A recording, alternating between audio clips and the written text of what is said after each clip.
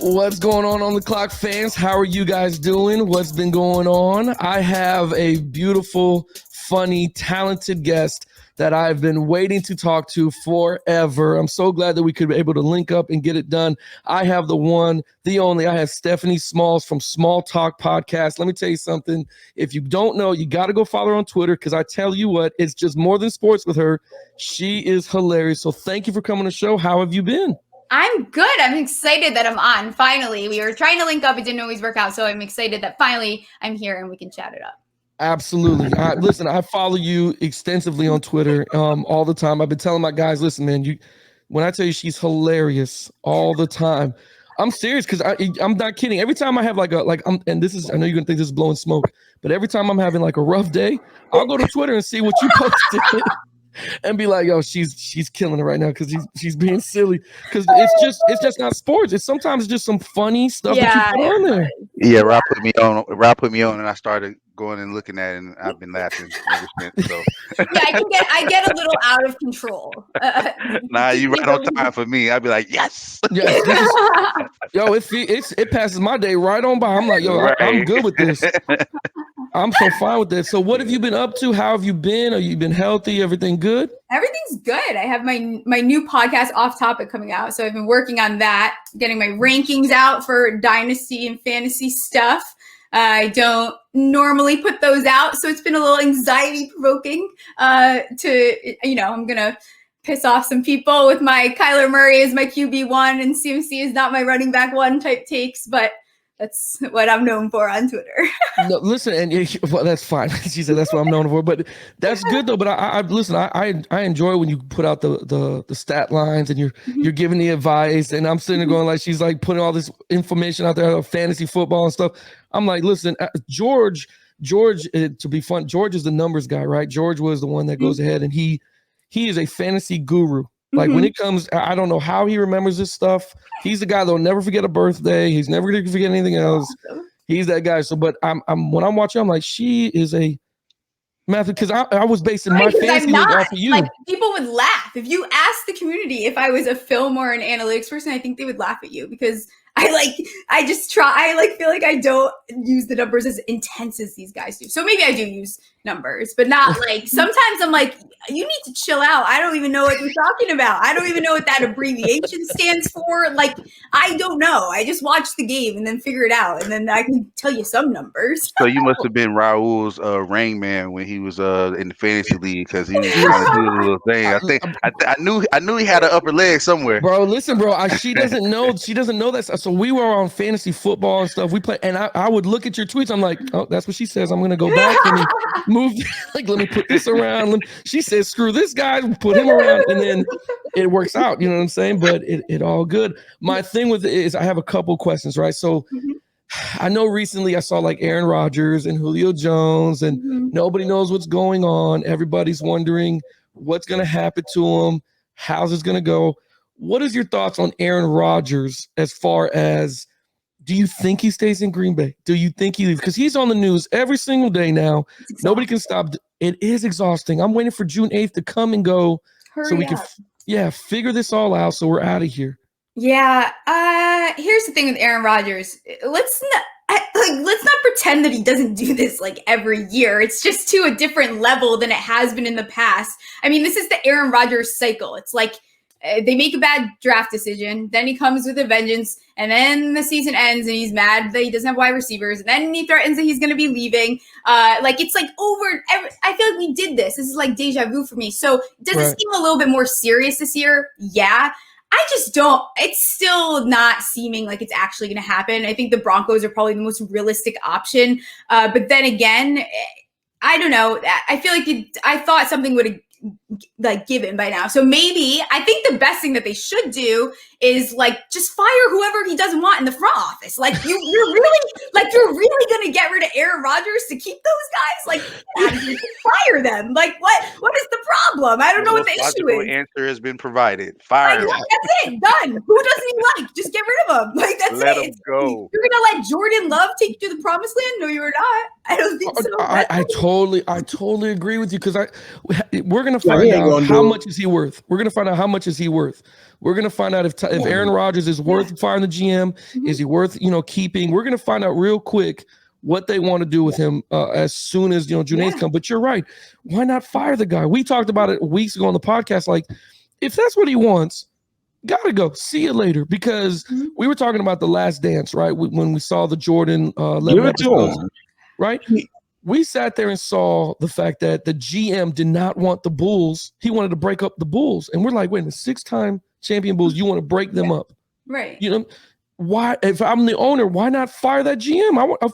I have Michael Jordan, Scottie Pippen, and the greatest team. Yeah, literally. Yeah, you're right on.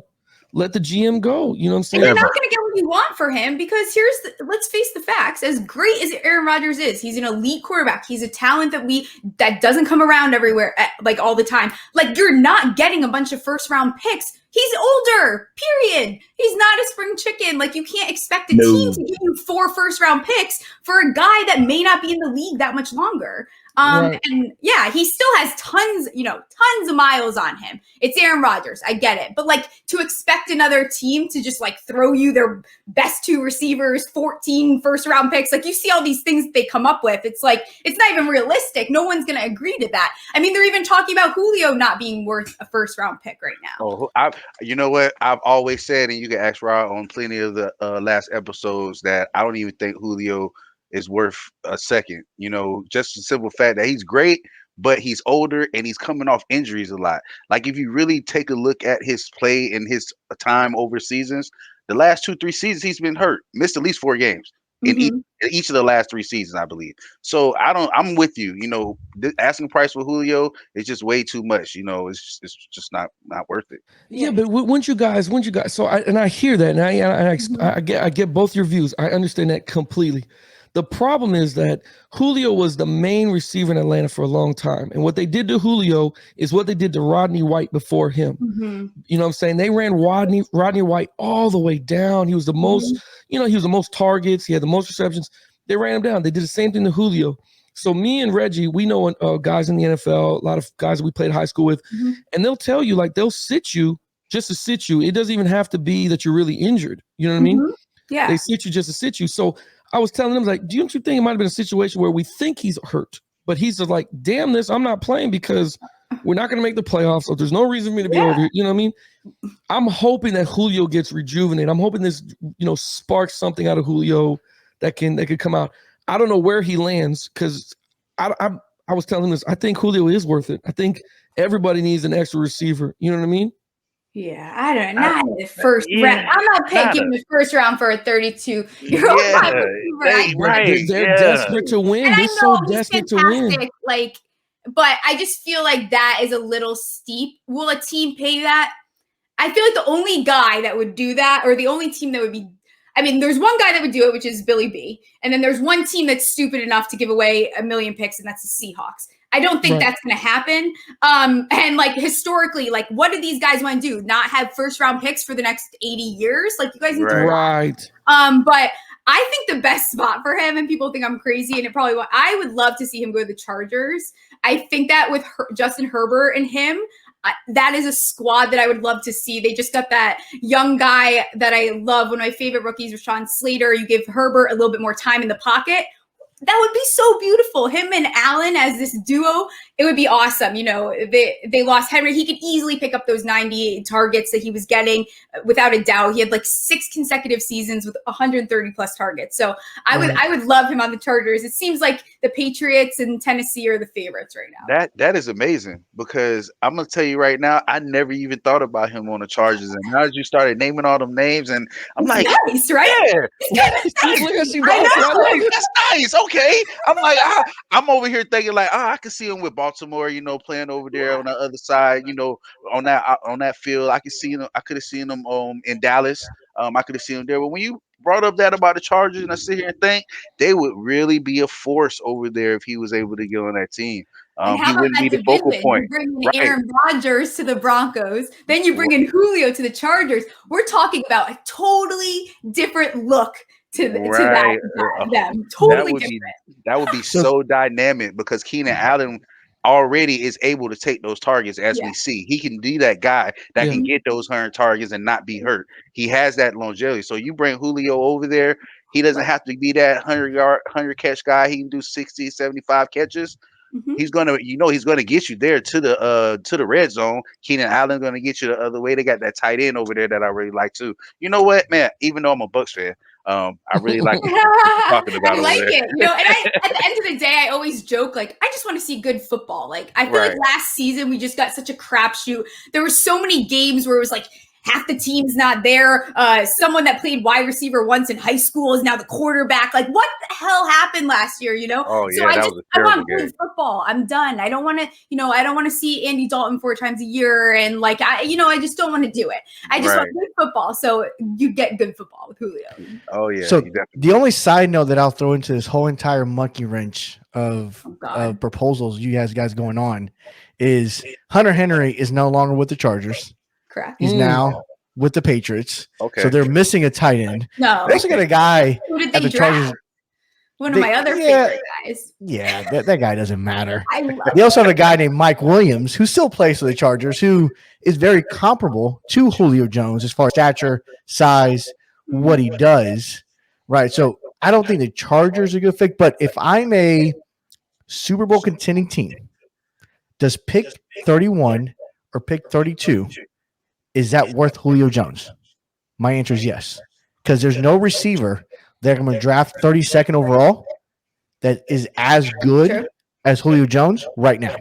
So if I think made a move today, who knows? Yeah, the Chiefs made a move today. They just moved some money around. They moved some money around. So the Tennessee Titans, I think, in my personal opinion, Tennessee Titans are going to be the team that goes after Julio because Corey Davis left to go to the Jets to get a contract.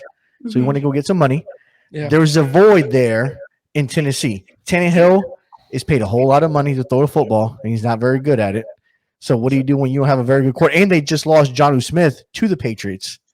I'm just selfish as a fantasy player. I don't want Julio over there because I want to use AJ Brown. All right, so knock it off. Well, you figured. Come on now. you figured Tennessee can have the all-ab team and go AJ Brown, Julio Jones as the two outside receivers with Tannehill, Derrick Henry. Now you're talking about a team that potentially can make a run in that AFC. Right. Hey, I did have him on my radar going to Tennessee too. I think I mentioned that as well. Like, out of a couple of teams, I can't remember. I know Tennessee was one of them because of that running game, and he wouldn't put that pressure on them. But again, we looking at cap wise. Does Tennessee have the cap space to do that? Do you think they can maneuver around to bring him in? The only way they can do it is through a trade because the dead money that Julio's owed still falls on ATL. Right. That's the problem. So he'll move over to Tennessee on a $500,000 cap penalty for Tennessee, which is easily affordable. They'll pay the penalty at ATL. Falcons will absorb, just like Rodgers, right? Rodgers is going to be owed $21 million if he's traded by the Packers. So anybody else that takes him will pay just league minimum. So for anybody else that takes him, it's a bargain for a year.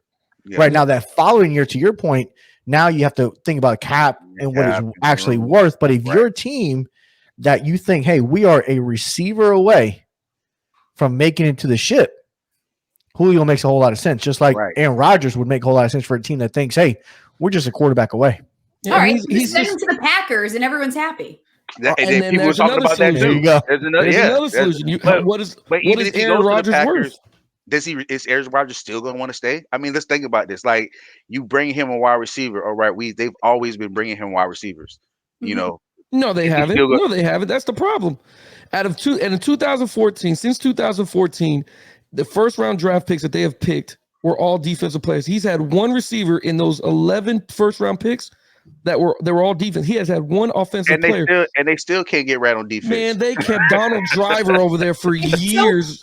It's so funny that they went into this, they dropped all this news about Aaron Rodgers right before the draft, and then it comes in and they make the first pick and it's not a wide receiver. Like, that cracks me up. Like, that's hilarious.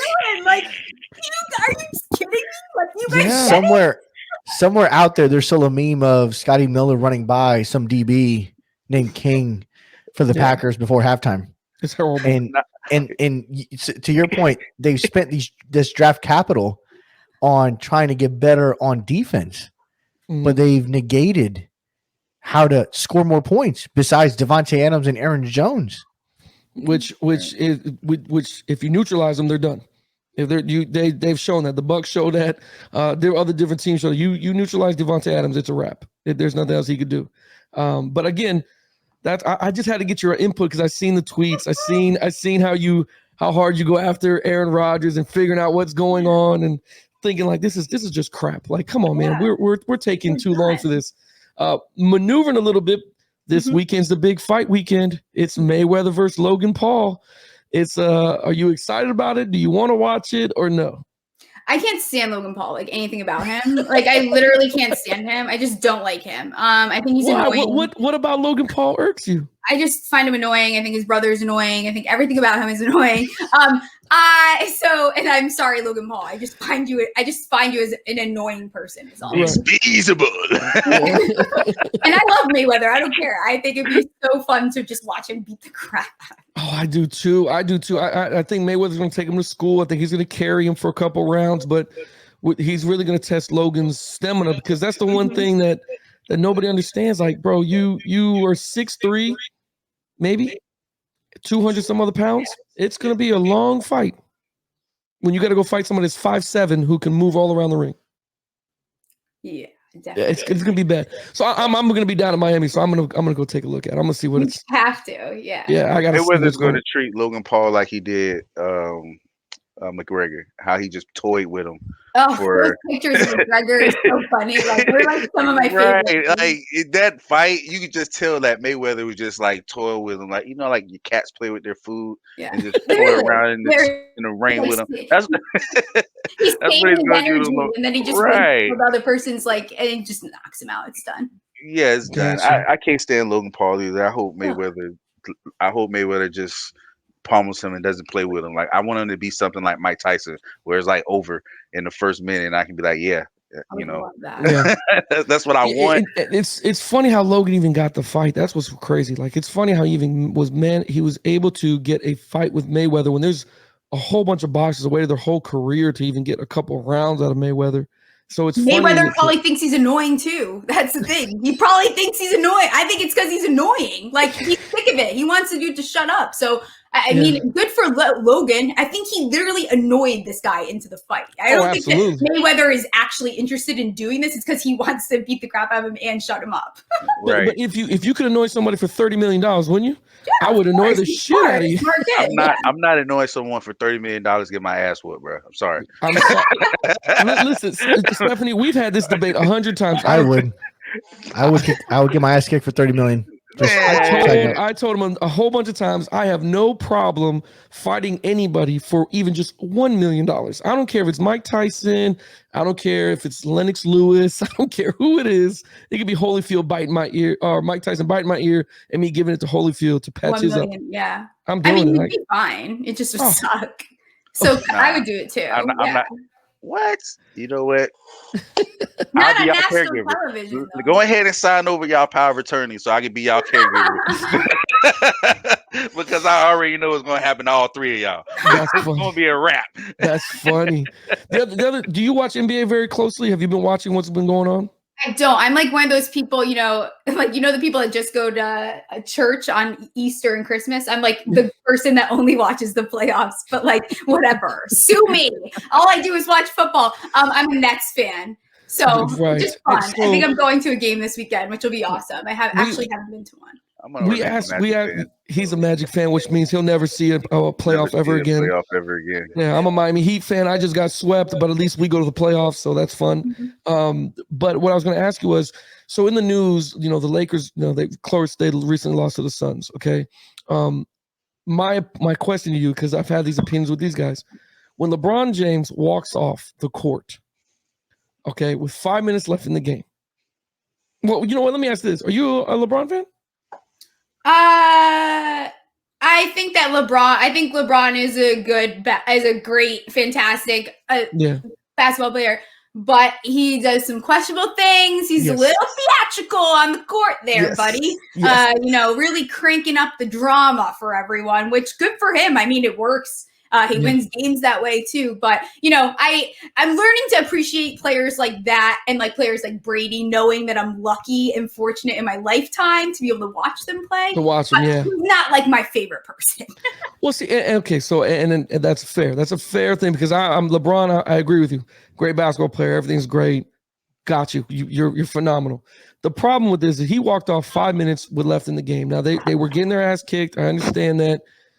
But when it comes to ranking LeBron, of who is the best, whatever, does this even hurt his stature? Because my my other best friends here think that no, it has nothing to do with it. It has nothing to do with basketball. So he'll still be considered the greatest basketball player to ever play next to Jordan, which is great, and I get that. But walking off your team with 5 minutes left in the game, does that hurt your legacy? Does it hurt his ranking anywhere, or is it just like you said, it's theatrical? He's emotional as it is. Forget it.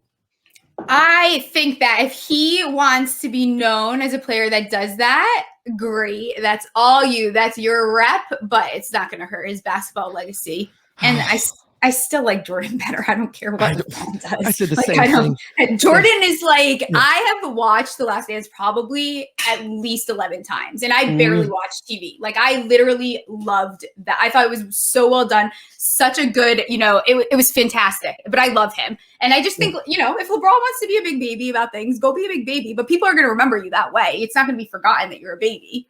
Oh yeah, of course they're gonna. That's the thing. Because this is like the third time he's done this, and I say that because I'm a Miami Heat fan, right? So when he did it to us, it emotionally scarred me to watch him walk off Game 5 because they were losing and just leave the game, and then even do an interview, didn't even shake hands with nobody, and 2 days later he opted out the contract. He was gone. It's so rude.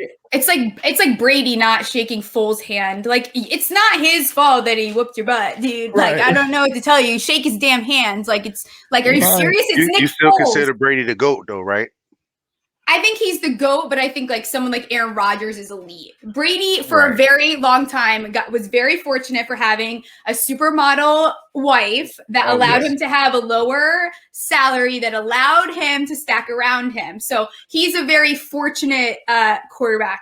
So I think that we also didn't get to see Aaron Rodgers always play, I think, to his highest ceiling. So I asked you that because the debate that me and Raul had was, he was telling us that LeBron was not a top 5 player because of the 3 times he walked off the court. And I kept trying to tell him, I was explaining to him, regardless of him walking off the court, if LeBron goes out and wins 3 or 4 more championships, you're going to be saying he's a top 3, top 5, if not the best, one of the GOATs. You're not going to say, well, he's not the GOAT because he walked off the court 3 times, so he's number 10.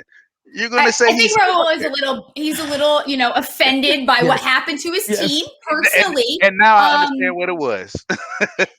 Sometimes we don't like certain players, and that's okay. But he's still the GOAT, man. Like, there's nothing you can do about it. He's just a GOAT that walked off your team. You're like the court. That's all. He's still a GOAT. I get that, man. But this is why I like Biggie Smalls. Yeah, I get it, man. It's I pride myself on, because we're all my friends. We're prior military. We're guys that served. So leadership is something really big to me. So when you're LeBron James and you're the biggest leader, it hurts to see you walk off 5 minutes before the game because you're like, you don't want to talk to us. You know what I mean? I thought it might have been some internal beef. Yeah, it's crap. Right. It's total crap. Crap. The other thing I have for you is Mahomes was in the news preaching about that he wants to go 20-0, right? That he wants to go he's right. Well, let me not get emotional. I apologize. Let me not get emotional. But that they want to go 20-0, right? And that it's a good goal to have, and that's the record that he has his eyes set. My thing is this: who has the better chance to go 20-0, Bucs or the Chiefs? The Bucs. I don't even know. It's so funny to me that I think everyone is very high on Mahomes, and I understand it. I'm not as high on him than the general consensus. But I think, first of all, if Brady didn't go 20-0, you're definitely not going 20-0. It's just not going to happen. I don't think he'll ever catch up to Brady in rings. they have like Super Bowl sickness now. I actually don't see them going to the Super Bowl this year, in my opinion. I think that a lot of teams, people are failing to realize that the league as a whole got very strong this offseason. Like there's some teams that were right there. Teams like the Washington football team, names that you don't normally hear all the time got much better. The Browns are a team who might have the most complete roster in this entire league and could really make a run for it. And I think there's going to be teams like that. If Julio were to go to like the chart, there's gonna be more challenges for them this year. And let's face it, you lost in the Super Bowl. So there's honestly, and I understand the O-line, I get it, whatever. But I don't think it's gonna be like a walk in the park the way that every year, the Chiefs, like, that's why I put all my money on the Bucs. I knew the Bucs were gonna win. Right. You know, I always said about the Chiefs is a smoke and mirrors team. Because they was always that team that was just so good, and they had all these weapons that you knew they had flaws. Their O-line has been a flaw for a while, to me, to be honest with you. And everyone's like, oh, their O-line has been garbage for the last 2 years. In my opinion, Patrick Mahomes runs around too much. They do too many gadgetry plays for their offensive line to be that good. And everyone just keeps saying, oh, Patrick Mahomes. Like LeBron James. So it's like, no, I definitely don't think they're going 20-0. I'm a Bucs fan. I'm a huge Bucs fan. I love the Bucs. You can ask Rod. I think since Rod know me, I've been a Bucs fan. Always been about the Buccaneers. Always have. And also, people forget. So, you know, we're all hearing about Gibson maybe needing surgery for his turf toe, whatever. Mahomes got surgery. I hope my dog doesn't start barking right now. She's trying to like get in the conversation. We're very passionate about this. Mahomes had surgery. They decided it very quick. It's not usually determined that fast. Only like 12.8% of cases normally need surgical intervention. And for some reason, we're just not talking about the fact that it could easily affect his mobility, which it did. Yeah. So as long as his rehab went great, which I'm sure it did because he's a fantastic athlete, but could that still plague him later on? I haven't looked at what it looks like, post surgery, but I'm a little curious if we see any of that. Yeah, I am too. I'm right on with you. I don't even think we're going 20-0. I know we got a chance, but I don't even. Man. Well, you guys will start slow. It'll be the same old Tom Brady thing. We'll lose a bunch of games, and then it'll be one primetime game, and then all of a sudden the Bucs are back. It's the same thing. It's going to happen. It's always with Tom Brady. You're right, and that's why I said we can easily lose 3 or 4 games. And I was like, 3 or 4 games where? I was like, it's not about where. It's just about how Tom Brady led teams are. They go into the season, they'll lose like the first 4 games out the 8, and everyone's like, oh, what's going to happen with the Bucs? And next thing you know, like you said, it's going to be some bye week or some primetime game where everything clicks, and then they're going to go undefeated. So like there is that undefeated season. I give it up to the Dolphins, 72 Dolphins. 79, 72, yes. 72 Dolphins. 72 Dolphins. I give it up to him. I like how he slides that in there every week. He slides it in there some way. I gotta give y'all some love. And you know who ruined Tom Brady's perfect record is my Giants. There you go. Yeah. The only reason why Tom Brady still plays football today is because he's chasing perfection. No, it's because he doesn't eat strawberries. Well, that too. He doesn't like strawberries, and he ends out the bananas. He drinks avocado tequilas. Yeah, he doesn't like the bananas. Oh, he cuts the ends off the bananas. Wow. Oh yeah, he doesn't eat the ends of bananas. He cuts it off. He throws it away. I'm not gonna lie, I do that shit. That's the kind of guy he is. But he's chasing perfect. Oh, that's the only thing left in his personal goals. Yep. He said he would give up 2 rings to get that perfect record. There you go. Season. And the Giants told Eli that. are a helmet catch away. Jesus, from that happening. You got to think the main reason why he even joined the Bucs, was a future Super Bowl, which they achieved earlier than I think he thought they would. Right, but perfection. And if you look at the Bucs schedule, the Bucs have the 3rd easiest schedule in the NFL this year, thanks to the NFC East, which again, your Giants are playing. We won't say that. We don't play the Giants this year, so it's okay. We get the pleasure of playing Dallas and the Eagles. Yeah, but you better we have the 3rd easiest schedules. We're looking to take care of business week 1 on Thursday Night Football to open up the year. But that's what eludes them. is that ever so perfect season. Mm-hmm. That's what motivates Tom Brady to, because again, a 7th, 8th, 9th ring doesn't motivate him. Right. It's perfection is what motivates him at this point of his career. Happen, bro. If we can get to the bye week, we're gonna go undefeated. I say it right there. Oh, I agree with you, because that means they beat the Patriots, right? They beat the Bills, yep. They beat some of the NFC East team. The NFC South isn't going to be a competition for them this year at all. Yeah. So the NFC East isn't going to be. I know you're a Giants fan, Stephanie. But I think the Giants win the division. Yeah, but I think the Giants win the division this year. The division's up. The division's up in the air because since 2004, I said this to Reggie before. Since 2004, there hasn't been a repeated divisional leader or winner for the consecutive years. So, like for instance, the Giants won in 2000, whatever. They never came back and won it the very next year. No, yeah, it's true. You're true. Right. It's very, horrible. Very so the NFC East to me is like anybody can win that division, especially with Dak coming back and the Cowboys. Like anything can go any kind of where for that division. But I do agree with Reggie. If it goes to the bye week for those Bucs, oh man, hold on to your hat, because I guarantee you the talk will start happening. Brady's gonna push harder.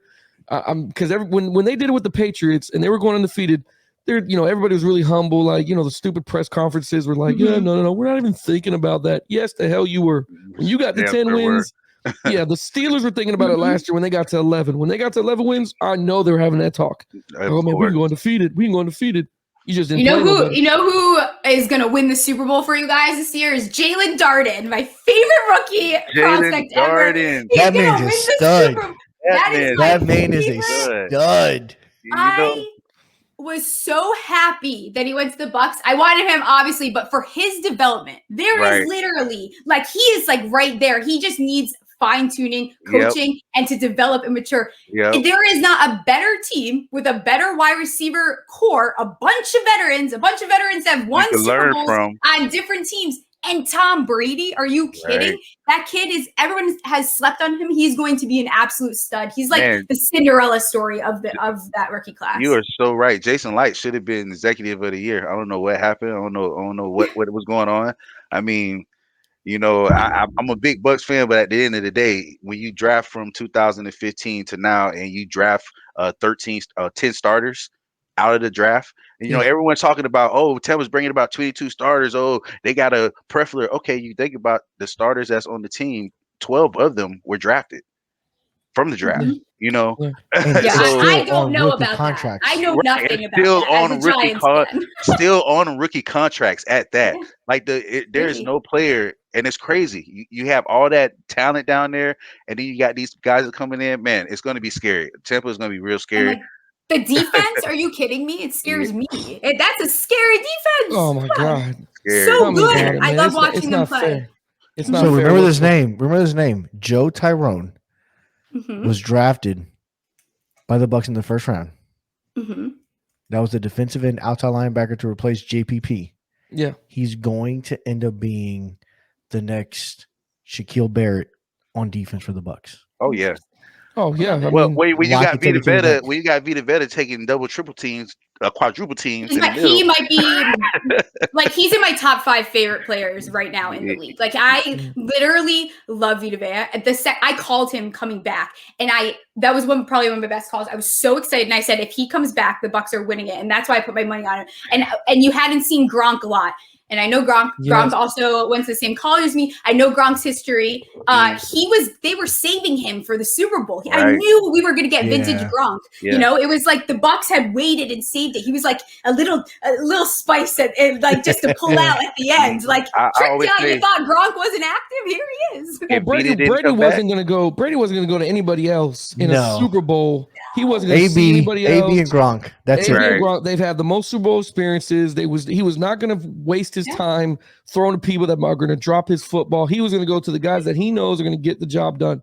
You're 100%, because me and George watched the Super Bowl together, and I'm sitting there going it's going to be Gronk time tonight. He's like, why do you say that? I've never seen Gronk jump up and down the way he was before the game. He would look like he knew what time it was. He knew how many targets he was going to get. He came out of retirement to do this. Come on, Dad. I didn't waste my time to sit here and block all damn game. The only thing that holds the Bucs back from a potential repeat is they do not have a shutdown corner Carlton Davis tries to be that guy for the Bucs, but he doesn't have the speed to run with the elite receivers in the NFL. He can't cover Devontae Adams one-on-one. He can't cover a Tyreek Hill one-on-one. He needs help underneath and over the top. Now, some of your Michael Thomas, slant guy, we can cover him one-on-one. We've shown that we can cover slant guy one-on-one in our division. But Amari Cooper, I want to see how he does it again on Thursday Night Football when it opens up. Yeah. How do you match up? Because Carlton Davis to the Bucs is their one-on-one guy. Jamal Dean, Sean Murphy-Button, those guys are nickel and other receivers, that match up secondary guys. But how does Carlton Davis take that next step to becoming a potential DB1 in that defense? Because Todd Bowles likes to come after people. He likes to be aggressive. He likes to use those backers as he does. It puts a lot of one-on-one coverage. And we saw, and Ro, you and I saw it together, where there's times that Carlton Davis got exposed in one-on-one coverage. That first time against Tyreek Hill, I won't forget, 206 yards in the first quarter. Well, if you think about it, if you really look at it, a lot of the DBs got exposed on one-on-one coverage. Jamel Dean, hometown hero, but still a couple of them plays, you could tell that if Devontae Adams would have just kept it going, Jamel was beat. He was beat on a couple of plays. If Aaron Rodgers had a split more second to throw that ball, it was a couple of plays I saw. But that's what makes it so perfect for the corners. You have that monster front four that's going to do whatever they want to do. The linebackers can sit back and pick off anything in the middle if you want to come across the middle. If you want to, it was ideal for them. Stephanie, I have one. I know you have to jump off, and you got to go to. I know how busy of a woman you are. I know it sounds stalkerish, but I follow you. But I know you got things to go on. That's real stalkerish. It is. My fantasy football. Since you are a fantasy football guru, man. I wanted to ask you, looking at the draft, looking at potential teams, who should we be drafting? Because I'm gonna tell you right now, I have my pen, I have my pad. I'm basing my picks based off of what you tweet. Oh God, the pressure! I know. Hold on. Let me get back on this movie train because now I know where the secret's coming from. This is where all the stuff comes from. Let's see. I feel like I could sit here and list things for you all freaking day. So I'll tell you someone sneaky if you get into a situation where the tight ends are gone, which I don't recommend. If I like to sleep at night, I take one of the top tight ends. Waller, Pitts, you could even bring into question now, Kittle or Kelsey. I'm taking one of them and just getting it out of the way. I'd rather just not. But someone that I'm really optimistic about is Jonnu Smith this year. I think the 12 personnel is going to fit him beautifully over there. I think the Patriots, they have Henry and Jonnu, who are two of the better receiving tight ends that are in this league. And who are they throwing the ball to there? Someone please enlighten me, So I think that's where the targets are going to go. And I think you'll see Jonnu. I think he has some sneaky value for sure. Let's see, who else is there? Gibson, a lot of people are very high on. I'm also high on him. I'm a little weary in redraft now that this injury stuff is coming up because, there's nothing that anyone hates. What's the most annoying thing is when you get a guy that's plagued for the season. Like Julio Jones, for example, last year, I would have slapped him across the face if I saw him in person because I was like, dude, I'm trying to set. Can you figure it out? I'm relying on you. What are you doing? You're on my bench, taking up space. Let me know. This is some shit. And then, of course, I will be the Giant fan that I am, but I really think that he is going to prove everyone wrong. And I think Daniel Jones is a great value for where you can get him in drafts. And, the rushing upside, if he's able to pull out all those 35 plus, 20 plus weeks that we've seen him do now that everything that he needs is there, he could be a little bit of a weapon there. Right. I like that. I like how you said that because I had Daniel Jones on my team last year, and I kind of used him in situations where I knew he was gonna shine at. A couple of them games where he had them multiple touchdown games, and that one where he rushed and the ghost of all the New England Patriots tripped him up. I really like him, so I definitely like that pick. I liked him last year, and I think he is gonna show improve this year with Saquon coming back. They're gonna be more balanced, so he ain't got to worry about putting everything on his shoulders. So definitely right about that, man. That's why I try to tell you, man. This woman is the beast. Yeah. Anytime you guys have questions, please, I'll answer them the best I can. This is why, but this is exactly why I asked her to come on here, man, because just so you know, Stephanie, I love debating about sports. I love talking about sports. And when you come on, jump onto the show of On the Clock, that's exactly what you are. You're on the clock, and we want to. You better know your stuff, and that's why we only bring people that know their stuff when it comes to sports. So listen, real quick, I'm going to wrap it up. I know you have to go. No, it's okay. Don't worry about it. You sure?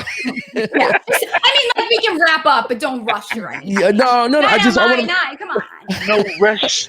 Well, you are, just so you know, this is never going to end. If you ever want to come back on here, you ever want to vent about the Giants, if you ever want to vent about whatever you want to talk about, this is just as much as your show. You could definitely come on here, and we're going to support everything you do. Let the people know where they can find you at, and on Twitter, and obviously talk about your new podcast. Yeah. I don't know if you guys know this. So everyone can follow me on Twitter at Stephie Smalls with 3 L's. You guys will get a kick out of this. Those 3 L's actually stand for Brady's 3 losses. So that's a great way to end the show. Whoa, you know what? I had got my phone out like, I'm finna follow Stephanie. You know what? Let me put my phone. So he had two losses from my New York Giants and one from Nick Foles, who I went to college with. So I feel like a special connection to those L's. So we threw them in there, We got Biggie Smalls and Brady's losses. Your University of Arizona and the Giants. I got it all in one pot right there. So that's my handle. That's the story behind it. But this is I have gained respect for Stephanie Smalls just now. Oh my gosh, she's a beast, bro. I love it. I love it. That's awesome. That's awesome. Definitely hit me in the heart hard. That's beautiful. Watch out if you guys start getting on that the record there where you look like you're going to go undefeated. You better hope to God the Giants aren't up behind you. You guys got a problem, dude. Like that, you got a problem. So hold on, Stephanie. Will you change your name to 4 L's if Ray loses in the Super Bowl again? Guess I'll have to. You're right. We can't let that happen. We can't let that happen. I'm calling Berkeley Prep and Tom tomorrow morning. There's no way. Gotta get to practice. Let me get the Tampa 9. We gotta start practicing. Tom, did you see this? Well, that's beautiful. Listen, like I said, thank you so much for jumping on here. Thank you for taking the time. I know you're very busy. If you need anything from us, you let me know, and you're more than welcome to always come back. You guys are the best. I'm excited to come back on. Good laugh. Thanks, guys. Yeah. See ya. Bye. Bye. Stephanie, bye.